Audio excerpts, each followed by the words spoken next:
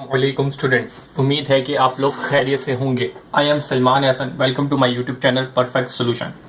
बेटा आप लोगों को मैं बता दूं, ये चैप्टर नंबर 7 स्टार्ट करने जा रहा हूं जिसका नाम है सर्कल। सेकंड ईयर के अंदर पास्ट पेपर एमसीक्यूज हैं, यानी कि एमसीक्यू सोल्व करवा रहा हूं आपको पता ही है इस वीडियो का पार्ट नंबर 1 है, तो लिहाजा इस पार्ट नंबर 1 के अंदर उस चैप्टर के जो एमसीक्यूज होते हैं उनके जो बेसिक फार्मूले यूज होने होते हैं और बेसिक कॉन्सेप्ट जो बेसिक आइडियाज होते हैं जो आपको एमसीक्यूज में मदद करते हैं वो समझाता हूं। तो लिहाजा पार्ट नंबर 1 के अंदर जो जो फार्मूले और चीजें बताऊं आपको सबसे पहले उनको याद कर लेना है, उनको समझ लेना है, उसके बाद आगे के पार्ट देखने हैं ताकि आपको वो एमसीक्यूज आसानी से समझ आ जाए। ठीक है, चलें जी। अब हमें चैप्टर नंबर 7 स्टार्ट करना है। चैप्टर नंबर 7 का नाम है सर्कल। लेकिन आपको एक मैं बात बता दूं कि अभी तक चैप्टर नंबर 7 जो है वो आपको मैं एमसीक्यूज में करा रहा हूं। अगर आपको डिटेल में पढ़ना है, क्योंकि डिटेल में चीजें जो है वो मैंने थ्योरी में करवाई हैं, जिस तरह एक्सरसाइज सारी सोल्व कराई हैं, तो आप वो वहां से समझ लीजिएगा। ठीक है, लेकिन यहाँ पे मैं सारी वो बातें क्या करूंगा जो आपको एमसीक्यूज में काम आनी है और डायरेक्ट करूंगा, डिटेल में नहीं समझाऊंगा। ठीक है, तो अगर आपको डिटेल समझनी हो तो आप जरूर चैप्टर बिल्कुल जहाँ पे हर एक क्वेश्चन सोल्व कराता हूँ वहां पे जाके जरूर देख लिया करें, आपको बहुत फायदा होगा। ठीक है, चलिए जी। क्वेश्चन नंबर चैप्टर नंबर 7 है, सर्कल नाम है। ठीक है जी, आपको सर्कल पता है क्या होता है? सर्कल ऐसा सर्कल ये सर्कल होता है। ठीक है जी, इस सर्कल की ये जो पूरी बाउंड्री होती है इसको बोलते हैं सर्कमफेरेंस। ठीक है, फिर इसके बाद आता है ये सी, सेंटर। ये जो इसको मैं जो बोल रहा हूँ ये क्या है? सेंटर। ठीक है, सी से मैंने रिप्रेजेंट कर दिया है सेंटर को। ठीक है, ये कुछ बातें हैं जो आपको पता होनी चाहिए। फिर इसके बाद है इस सेंटर के ऊपर से एक लाइन गुजर रही है। ठीक है, यहां से लेके यहां तक। ठीक है, तो इसको मैं यहाँ पे पॉइंट आउट कर देता हूँ इस साइड पे, दूसरा मार्कर यूज कर लेते हैं। यहां से लेके यहां तक का जो डिस्टेंस है, ठीक है, ये हो जाएगा मेरे पास डायामीटर। इसको मैं कहूंगा डी, तो डी फॉर डायामीटर। ठीक है, डायामीटर। ठीक है जी, डायामीटर हो गया। अच्छा जी, अगर मुझे यहां से लेके यहां तक का डिस्टेंस चाहिए, ठीक है, यानी कि यहां से लेके यहां तक, तो डायामीटर का क्या हो गया? हाफ, तो इसको मैं कहूंगा रेडियस। ठीक है, तो रेडियस को आर से रिप्रेजेंट करूंगा, तो आर क्या है मेरे पास? रेडियस है। ठीक है बेटा, रेडियस, सिंपल। अच्छा जी, अब आपको एक चीज यहाँ पे पता करनी चाहिए कि जरा देखिएगा, डायामीटर का हाफ कर दूं तो मेरे पास रेडियस आ जाएगा। ठीक है, ये डायामीटर, इसका आधा करिए तो रेडियस आ गया। ठीक है, तो लिहाजा आपको यहाँ से रेडियस का एक फार्मूला बनेगा कि डायामीटर का हाफ कर दिया तो आपके पास रेडियस आ जाएगा, सिंपल। ठीक है, यहां से एक चीज आ गई। और दूसरी चीज जो आपको काम आई वो ये है, चैप्टर नंबर 8 के अंदर बेसिकली वो क्या है कि एक लाइन है, ठीक है, जो एक सर्कल से साइड से टच करती जा रही है। ठीक है, एक लाइन जो सर्कल के 2 पॉइंट पे टच कर ले, इस लाइन को कहते हैं कोड। क्या कहते हैं? कोड। ठीक है, तो कोड के स्पेलिंग है CHORD, कोड। ठीक है, ऐसी लाइन जो सर्कल के 2 पॉइंट से टच करे उसको हम लोग कहते हैं कोड। ठीक है बेटा, ये कुछ बातें थी जो आपको पता होनी चाहिए ही चाहिए। ठीक है, अब हम चलते हैं थोड़ी इंपॉर्टेंट चीजों के बारे में। सबसे पहले जो आती है वो आती है जनरल इक्वेशन। ठीक है, जनरल इक्वेशन ऑफ सर्कल। ठीक है, तो जनरल इक्वेशन ऑफ सर्कल क्या है आपको पता होनी चाहिए। जनरल इक्वेशन ऑफ सर्कल है x square plus Y square plus 2gx plus 2fy plus C is equal to 0। इसके अंदर जी, एफ और सी, बेसिक सी ये कांस्टेंट नंबर है, जी और एफ ये हमारे सेंटर के पॉइंट होते हैं। ठीक है, अब आपको मैं बताता हूँ कि क्या है इसके अंदर।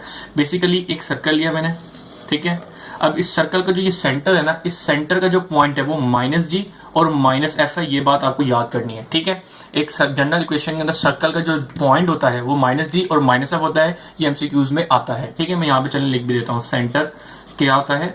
सी होता है, सी को सेंटर कहते हैं, और ये -g और -f होता है, सिंपल। ठीक है, एक हो गई बात ये। अब इसके बाद जो दूसरी बात है वो ये है कि अक्सर आपके पास क्या होता है कि कह देता है कि मिसाल के तौर पे एक इक्वेशन दे देगा। सबसे पहले आप ये याद कर लें, और आपके पास जो ज्यादा चीज आती है एमसीक्यूज के अंदर वो यहाँ पे समझा देता हूँ। क्या? X square plus Y square plus 4x plus 8y plus 32 लिख देता हूँ इज इक्वल टू 0। ये आपके पास एक मैंने क्या दे दी? इक्वेशन ऑफ सर्कल दे दी। ठीक है, आपको एमसीक्यूज में भी इसी टाइप की इक्वेशन दे दी जाएगी और बोला जाएगा कि आप मुझे यहाँ से ये जो सर्कल की इक्वेशन है इसका मुझे सेंटर बताएं। ठीक है, तो लिहाजा आपको सबसे पहले क्या काम करना है कि ऐसे एक लाइन डालनी है। इसमें जरा देखिएगा, जनरल इक्वेशन सबसे पहले लिख लेगा। तो जनरल इक्वेशन मैंने यहाँ पे लिखी है, तो जनरल इक्वेशन से कंपेयर कीजिएगा। ये x से x रहेगा, y से y स्क्वायर रहेगा, लेकिन आपको जो कंपेयर करना है g से करना है। क्यों? क्योंकि आपको g की वैल्यू चाहिए। तो लिहाजा ये वाला x और ये वाला x को कंपेयर करें, ये वाले y और ये वाले को एक दूसरे से कंपेयर करें, यहाँ से आपकी g और f की वैल्यू निकलेगी, फिर आप सेंटर निकाल सकते हैं। ठीक है, तो चलें जी कर लेते हैं। तो यहाँ पे क्या लिखा हुआ है? 2gx is equal to 4x हो जाएगा। ठीक है, ये काम। इसी तरीके से क्या है यहाँ पे? 2fy is equal to 8y, simple. ठीक है बेटा। तो क्या किया मैंने यहाँ पे 4x is equal to 2gx है, क्योंकि इसके अंदर भी x है इसके अंदर भी x है, तो इन दोनों को कंपेयर किया मैंने। एक जो जनरल इक्वेशन जो मुझे याद थी और एक जो इसने मुझे दी थी जिसका मुझे सेंटर मालूम करके देना था, और दूसरी यहाँ पे क्या किया कि इसके अंदर y था और जनरल इक्वेशन के अंदर y था, इन दोनों को मैंने कंपेयर किया। अब यहाँ से मैं g की निकाल लूंगा वैल्यू, यहाँ से f की वैल्यू निकालूंगा। कैसे निकालूंगा जरा देखिएगा बेटा, यहाँ मल्टीप्लाई और इधर जाके डिवाइड होगा, तो लिहाजा आपको इस x और x कैंसिल आउट हो जाएगा, तो मेरे पास 2g इज इक्वल टू 4 बच जाएगा, सिंपल। ठीक है, अब तक देखिएगा 2 मल्टीप्लाई हो रहा है, इधर जाके डिवाइड होगा, तो g की वैल्यू क्या बन जाएगी, ये डिवाइड किया तो 4 1 4, ये आपके पास g की जो वैल्यू बनेगी वो बन जाएगी 2। ठीक है, ये g की वैल्यू आ गई, सिंपल। अब आपको क्या करना है, अब यहाँ से f की वैल्यू निकालनी है, तो f की वैल्यू सबसे निकालने से पहले ये y और ये y कैंसिल आउट हो जाएगा, तो यहाँ पे 2f इज इक्वल टू 8 आया। सही है, f की वैल्यू चाहिए तो मल्टीप्लाई उधर आके डिवाइड हो जाएगा, तो 8 को मैंने जब 2 से डिवाइड किया तो मेरे पास यहाँ पे 4 बचा, तो f इज इक्वल टू 4 आ गया।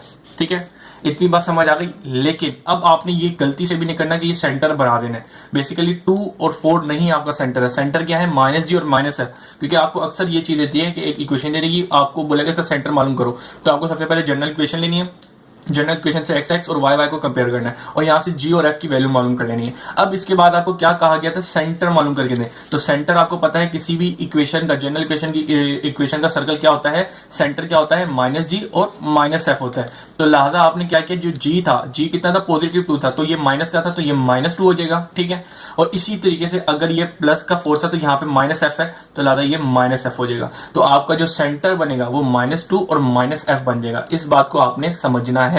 ठीक है बेटा, गलती से 2 और 4 नहीं लिख देना सेंटर को, ये आंसर होगा आपके पास, लेकिन आपने माइनस करना है, क्यों, क्योंकि माइनस जी और माइनस को जनरल इक्वेशन, अभी तक हम लोगों ने जनरल इक्वेशन और जनरल इक्वेशन के बाद सेंटर ऑफ जनरल इक्वेशन का निकालना सीख लिया। अब जो दूसरा इंपॉर्टेंट जो हमारे पास फार्मूला आता है वो है रेडियस का, तो उस फार्मूले को जरा याद कर लें, वो क्या है, R square is equal to G square plus F square minus C. यकीनन जब आपने एक्सरसाइज सोल्व की होंगी तो उसमें भी ये फार्मूले पढ़े होंगे, तो लिहाजा मैं यहाँ पे भी आपको एक्सप्लेन कर रहा हूँ ताकि आपके लिए कोई मुश्किल ना हो कि किस किस तरीके से आपके पास एमसीक्यूज में आते हैं। बेसिकली ये वाला एक फार्मूला जो है आपके पास डटो का डटो एमसीक्यूज के अंदर आता है, लेकिन डिफरेंट चेंजेस के अंदर। कैसे आते हैं मैं बता देता हूँ। एक तो मेन फार्मूला ये है कि R square is equal to G square plus F square minus C. ठीक है, लेकिन ये अक्सर आपके पास एमसीक्यूज में आता है इस तरीके से कि जब आपने आर की वैल्यू अगर चाहिए तो आप क्या करेंगे, आर के ऊपर स्क्वायर रूट करेंगे, तो लिहाजा स्क्वायर रूट करेंगे तो स्क्वायर इसके ऊपर भी है, स्क्वायर इसके ऊपर है, तो स्क्वायर से स्क्वायर रूट कर दिया तो आर आ गया, और ये इस तरीके से बन जाएगा। ठीक है, r is equal to square root g square plus F square minus c. Simple, ये आर स्क्वायर की वैल्यू है और ये आर की वैल्यू है, इस तरीके से भी आपके पास आता है। ठीक है बेटा, और दूसरी चीज, अब आपके पास एक तो आर की फॉर्म में आता है और एक आता है सी की फॉर्म में, तो लिहाजा सी की फॉर्म में करने के लिए आपको क्या करना होगा, R square is equal to G square plus F square minus C है। ठीक है, ये मैंने ऐसी कैसी लिखी है। अगर मैंने बोला मुझे सी की वैल्यू बताओ, तो आप क्या करना पड़ेगा, ये माइनस का है तो इधर जाके प्लस का हो जाएगा। ठीक है, और ये प्लस का इधर जाके माइनस का हो जाएगा, तो ये जी स्क्वायर प्लस एफ स्क्वायर, ये प्लस का तो इधर जाके माइनस आर स्क्वायर हो जाएगा। ठीक है, तो सिंपल करके देते, तो आपके पास पेपर के अंदर ये भी आता है कि आर तो आता ही आता है कि आर स्क्वायर इसके बराबर है, आर इसके बराबर है, तो सी किसके बराबर होता है, सी बराबर होता है G square plus R square minus G square plus F square minus R square के। सिंपल। ठीक है, तो यहां से आपके पास टोटल 3 फार्मूले निकल के आए हैं। एक मेन फार्मूला ये था, तो सिंपल एक ये निकल के आया है और एक ये निकल के आया है। ये आपके पास हूबहू फार्मूले आते हैं कि इनको आपने याद कर लेना, सिंपल टिक मारना होता है, आपको फार्मूला याद होगा, आपकी कहानी खत्म हो जाएगी। ठीक है, अब एक और चीज है जो अक्सर आती है, वो आती है इंसेंट्रिसिटी। ये बेसिकली चैप्टर नंबर 8 का है, तो चैप्टर नंबर 8 में हाइपरबोला, पैराबोला और एलिप्स होते हैं, उसके अंदर तो इनकी इंटेंसिटी इंशाल्लाह जब पढ़ेंगे तो समझाऊंगा, लेकिन सर्कल की इंसेंट्रिसिटी जो होती है वो 0 होती है। ठीक है, और इंसेंट्रिसिटी क्या होती है ये भी इंशाल्लाह मैं वहां पे सही डिटेल में समझाऊंगा, लेकिन आपको याद कर लेना इंसेंट्रिसिटी इज इक्वल टू 0 होती है। ठीक है बेटा, अब यहाँ पे भी आके आपका मोस्टली चीजें होती हैं कंप्लीट, लेकिन सिर्फ एक टॉपिक रह गया है, वो टॉपिक क्या है आपको मैं समझाता हूँ। सबसे पहले क्या है कि बेसिकली आपको एक जनरल इक्वेशन दी जाती है, x square plus Y square plus 2gx plus 2fy plus c is equal to 0। ये एक जनरल इक्वेशन ऑफ सर्कल मैंने यहाँ पे ले लिया है। ठीक है, आपको अक्सर कंडीशन दी जाती है, क्या दी जाती है, वो लिख देते हैं when circle passes through the origin। ठीक है, ओरिजिन का मतलब क्या होता है, आपको पता है कि ये ग्राफ है, इसमें ये y एक्सिस होता है और ये x एक्सिस होता है। ठीक है बेटा, तो ओरिजिन क्या होता है, ओरिजिन होते हैं यहाँ पे, यानी कि दोनों पॉइंट होते हैं 0 0। तो ऐसा एक सर्कल जो इस ओरिजिन के ऊपर से गुजर जाए, ठीक है, उसका जो सर्कमफेरेंस है ओरिजिन से गुजर जाए, तो ऐसी सर्कल की इक्वेशन क्या बनती है, ठीक है। तो ये मैं आपको बता रहा हूं, इसको आप रट्टा मार लें क्योंकि ये डायरेक्ट आती है, उस वक्त आप ड्राइव करेंगे या निकालेंगे तो मुश्किल होगा। तो बेटा ऐसा सर्कल जिसका जो सर्कमफेरेंस है वो एक ओरिजिन से गुजर जाए, तो उसकी जो इक्वेशन होती है उसके अंदर जो सी होता है ना, वो क्या होता है, सी इज इक्वल टू 0 हो जाता है, ठीक है। तो लिहाजा इसके अंदर सी नहीं लिखते, ठीक है, क्योंकि आप सी 0 भी पुट करते हैं तो खुद ब खुद खत्म हो जाएगा। तो सिंपल आपके पास यही इक्वेशन आएगी। तो अक्सर आपके पास चीज आ जाती है कि जब ओरिजिन इज इक्वल टू हो जाए तो सी इज इक्वल टू 1 होता है, 2 होता है, 3 होता है या 0 होता है, तो 0 हो जाता है। और दूसरी चीज आती है कि आपकी इक्वेशन क्या बन जाती है, तो इक्वेशन ये बन जाती है, सी इज इक्वल टू 0 हो गया तो सी खत्म हो गया, आपके पास सिंपल ये इक्वेशन जो जनरल थी वो ये बन गई, ठीक है। एक तो हो गई ये कंडीशन। अब इसके बाद दूसरी कंडीशन क्या होती है कि when a circle touches TOUCH touching x axis, ठीक है, एक्स एक्सिस। अच्छा जी, एक्स एक्सिस और वाई एक्सिस को समझने से पहले आपको एक चीज मैं बता दूं कि आप लोगों ने यकीनन चैप्टर नंबर 2 और चैप्टर नंबर 3 के अंदर एक चीज पढ़ी होगी, इंटरसेप्ट, यानी कि वाई एक्सिस के ऊपर एक लाइन जब कट रही होती है तो यहाँ पे जो एक्स एक्सिस है, यहाँ पे वाई की वैल्यू तो होती कुछ हो है, लेकिन एक्स की वैल्यू 0 होती है क्योंकि ये एक्स एक्सिस के ऊपर नहीं होता। तो लिहाजा वाई एक्सिस पे एक्स की वैल्यू 0 होती है, तो हम इसको कहते हैं वाई एक्सिस, ठीक है, वाई इंटरसेप्ट। और इसी तरीके से अगर कोई लाइन एक्स एक्सिस के ऊपर टच कर दे तो यहाँ पे वाई की वैल्यू 0 हो जाती है और एक्स की कुछ ना कुछ वैल्यू होती है, तो इसको कहते हैं वाई इंटरसेप्ट। तो इस तरीके की आपके पास कंडीशन आती है कि when a circle touching x axis, ठीक है, टचिंग एक्स एक्सिस बोलते, या बोलते कि when a circle performing x intercept form. तो एक्स इंटरसेप्ट का फॉर्म का क्या मतलब हो जाएगा, या टचेस द एक्स एक्सिस का मतलब क्या हो जाएगा कि जो एक सर्कल है वो जो कहां से टच कर रहा है, एक्स एक्सिस को टच कर रहा है। ये वाई एक्सिस है, ये एक्स एक्सिस है, यानी कि ये यहां पे टच कर रहा है। तो इसका मतलब ये होगा कि यहां पे जो एक पॉइंट है, आपको पता है एक्स एक्सिस पे y की वैल्यू 0 हो जाएगी और x की वैल्यू यकीनन कुछ ना कुछ होगी।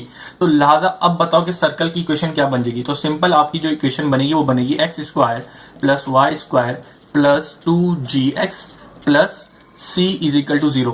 अब यहाँ पे बेसिकली y की वैल्यू क्या थी, 0, तो y की वैल्यू आपने यहाँ पे पुट करी तो ये 0 हो जाएगा और आपके sample x square plus Y square plus 2gx और प्लस c बच जाएगा, क्योंकि ये पूरी चीज 0 हो गई क्योंकि एक्स एक्सिस पे y की वैल्यू 0 होती है, ठीक है बेटा। तो आपकी जो इक्वेशन बनेगी वो ये बनेगी when a circle touches x axis, ठीक है। अब इसके बाद जो एक तीसरी कंडीशन है वो आखिरी कंडीशन है, इस चीज को भी समझ ले, व्हेन अ सर्कल टचेस या पासेस, इस तरह जो कुछ भी कंडीशन आ रही है, टचिंग वाई एक्सिस, ठीक है, वाई एक्सिस को टच करो तो सिंपल आपने क्या करना है कि ये एक्स वाई एक्सिस है, ये एक्स एक्सिस है, यानी कि ऐसा सर्कल होगा जो ये वाई एक्सिस को टच कर रहा है। तो वाई एक्सिस का मतलब होगा कि किसको रिप्रेजेंट कर रहा है, वाई इंटरसेप्ट को। तो वाई इंटरसेप्ट पे जो कंडीशन बनेगी वो बनेगी कि यहाँ पे एक्स की जो वैल्यू होगी वो 0 होगी, वाई की यकीनन कुछ ना कुछ होगी। तो लिहाजा यहाँ पे जो कंडीशन इक्वेशन बनेगी, जो जनरल इक्वेशन कैसे कन्वर्ट हो जाएगी, x square plus Y square plus 2gx जो है वो खत्म हो जाएगा, क्यों, x की वैल्यू 0 है तो 0 से मल्टीप्लाई होगा, ये होल 0 हो जाएगा। तो मेरे पास यहाँ पे आगे क्या बचेगा, प्लस 2fy, तो आपने लिख देना प्लस 2fy और प्लस c, ठीक है, c इज इक्वल टू 0। तो यकीनन ये तीन कंडीशन जो आपके पेपर में आती हैं और यकीनन ये छोटी छोटी बातें जो है आपको बड़ी काम भी आएंगी। तो ये तीन कंडीशनें हैं जो आपको याद होनी चाहिए। कब, जब when a circle passing through a origin, तो ये इक्वेशन बन जाएगी,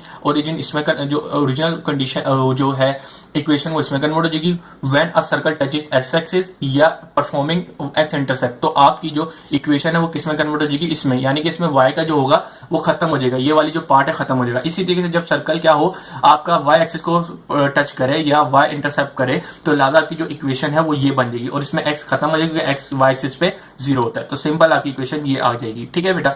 ये तीन इक्वेशन है, सारी जो इंपॉर्टेंट बातें थी आपको मैंने बता दी हैं, इनको फार्मूलों को याद कर लें, कंडीशन को समझ लें। इंशाल्लाह अगली वीडियो में हम इनके एमसीक्यूज करेंगे जो आपको बहुत फायदा देंगे। अल्लाह हाफिज।